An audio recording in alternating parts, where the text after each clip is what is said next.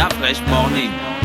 Que ressens-tu quand tu manges ce que tu aimes? J'adore. C'est Maldo, hein. Je sais pas comment décrire. Je ferme les yeux, je suis sur un petit nuage. Wow. C'est comme un gros câlin. C'est un peu comme une histoire d'amour, si tu veux. Ouais, ça fait du bien en fait. Et toi? Princesse Tati, un sucre issu des meilleurs champs de canne de chez nous. Profitez dès aujourd'hui des nouveaux emballages Princesse Tati dans vos points de vente habituels. Princesse Tati? Le grand sucre. Des petits bonheurs. La Fraîche Morning. René Rude, dernier rendez-vous de la semaine, on parle de quoi ce matin? On va parler des morceaux d'éloquence traditionnels, notamment les chants nuptiaux et aussi les dictons, adages et contes. Donc, sujet tiré de mon livre de la semaine, donc protocole du mariage coutumier au Gabon de Justine Elominta et Grégory Ngwamita.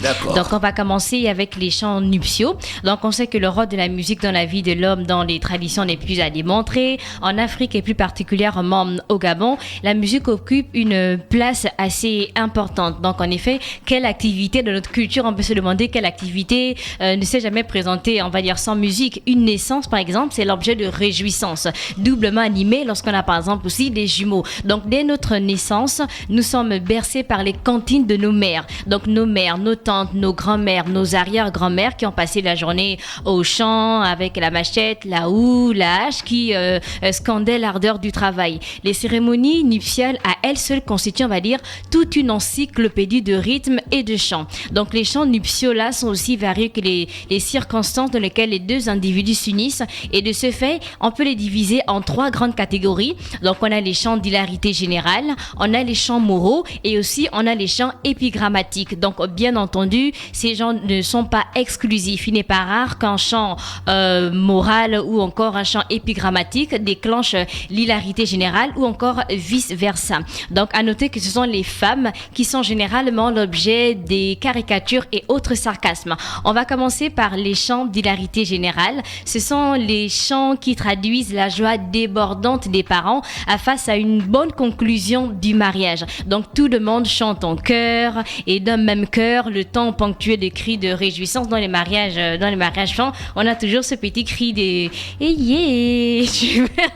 et donc Tu t'y connais, hein? Tu t'y connais, tu t'y connais. Dans les mariages.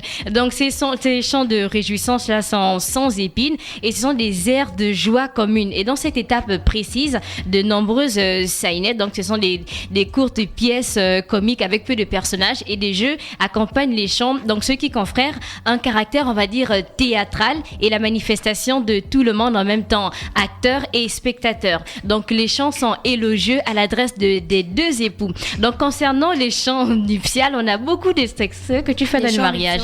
Les chants nuptiaux, pardon, merci beaucoup. Les chants nuptiaux que tu fais dans le mariage, la fraîche. Imagine un mariage, tu Non, mais c'est pas un chant nuptial, ça, Gina. Ça, c'est l'ambiance directement, le show. J'ai vu une vidéo de deux jeunes qui étaient, je pense, à Oyem ou je ne sais pas, à Bitam. Ils étaient en train de danser les lawns. René, je vais chercher la vidéo là pour toi. Tu as l'impression qu'on frappe. On te dit qu'on appelle ça genre le corps élastique. Tu comprends, genre ça c'est pli, ça c'est des plis. Non, mais ce C'était brésilien, impressionnant. La fraîche, il maîtrise ça en fait. Ça, c'est un chant nuptial, la fraîche. C'est un chant nuptial. Ça veut dire quoi? Tu es le cœur qui est dans mon ventre. Ah, donc là, il y a eu beaucoup de chants nuptiaux, on a fait la traduction. Il y avait la traduction déjà, donc avec certaines phrases et tout cela, nous l'avons prise au piège. La bru qu'on a tant cherché, nous l'avons prise. C'est du tonnerre, ainsi de suite. Donc là, c'était pour les chants d'hilarité générale. Ensuite, on a les chants moraux. Donc ce sont des chants destinés à prodiguer des conseils aux jeunes mariés ou à leur souhaiter le bonheur conjugal. Donc on avait un chant moral, on a fait la traduction, il y avait déjà la traduction à côté. Donc là, on a des phrases. Donc là où tu vas là, souviens-toi de tout ce qu'on t'a donné, ta famille avec toi, jeune fille, sois maligne, pense aux conseils que nous t'avons donnés. Donc dans les chants moraux, on a des chants de mise en garde dont nous avons eu la traduction du fin en français. Par exemple, tu seras traité de la même manière, si tu me traites bien, je te traite bien, si tu me fais du mal, je te fais du mal. Donc quand la mariée sort, par exemple, on a des chants qui accompagnent, et dans les chants là, ça peut être des conseils, ça peut être des mises en garde. Donc quand il y a le mariage, déjà la femme, la belle famille a accepté la dot, on a certains chants aussi qui viennent avec des phrases bien précises précises. Ensuite, on a des chants épigrammatiques, donc des chants, on va dire, un peu critiques. Donc ces chants-là sont dédiés aux nouveaux mariés et ils égratignent un peu leur comportement négatif. Il arrive que le concert dégénère en véritable joute parce qu'il y a, on va dire, il y a deux belles familles qui se lancent un peu des pics, mais bon, c'est l'ambiance et tout. Et on va dire que les vices et les défauts des deux mariés sont énumérés. Donc l'égoïsme, on a l'adultère, la trahison, l'infidélité, la sournoiserie,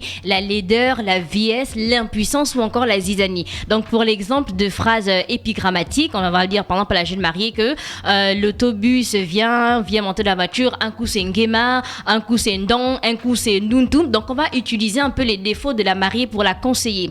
Ensuite, on a les dictons, adages et contes.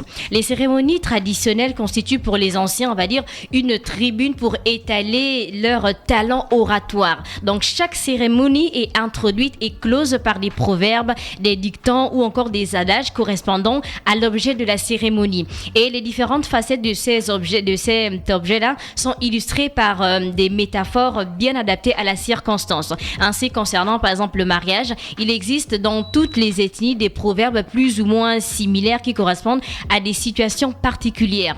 Donc certains tiennent lieu de conseils aux jeunes mariés, d'autres expriment des regrets divers ou encore des mises en garde. Donc pour l'exemple, on a par exemple une belle famille qui va dire l'étranger embrasse des fantômes, c'est-à-dire que l'étranger ne sait pas que la fille qu'il désire peut le conduire à la mort. Donc tout au long de la cérémonie, donc les mariages et tout, à chaque fin, on va prodiguer des conseils. On peut aussi prodiguer à la foule ou encore aux jeunes mariés. Là, c'est carrément pour eux. Donc on a aussi des avertissements qu'on donne aux jeunes mariés, notamment nous vous donnons notre fille sans blessure, sans cicatrice. Sous-entendu, vous n'avez pas intérêt à nous la bousiller sinon. Donc là, c'est un avertissement que la belle famille donne. Ensuite, on a aussi des exhortations à l'endurance. Donc on va peut-être dire qu'un homme marié ne dort jamais avec la faim. Il faut toujours bien donner au mari toute les nourritures nécessaires, sinon il dort mal. Donc là aussi, on donne des conseils à la future mariée pour qu'elle s'en sorte mieux dans son mariage. Donc pour qu'elle ne dise pas qu'elle est partie au mariage, au foyer, sans conseil de la part de sa famille.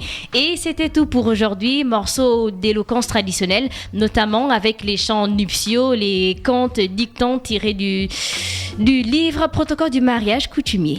Merci René Regina. Reviens sur la question parce que je vois un peu que ça se bouge sur la plateforme de WhatsApp. C'était quoi la question?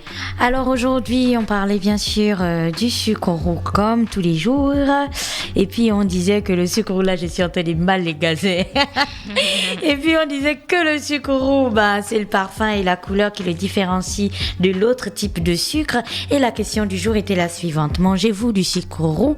Si oui, qu'est-ce que vous aimez avec le sucre roux? Donc envoyez-nous vos réponses au 065 05 10 45 ou sur Facebook ou sur Instagram en DM et puis vous serez certainement l'un des heureux gagnants de ce jour. L'horoscope des auditeurs avec René Ruth, rebonjour. Start Fresh Morning.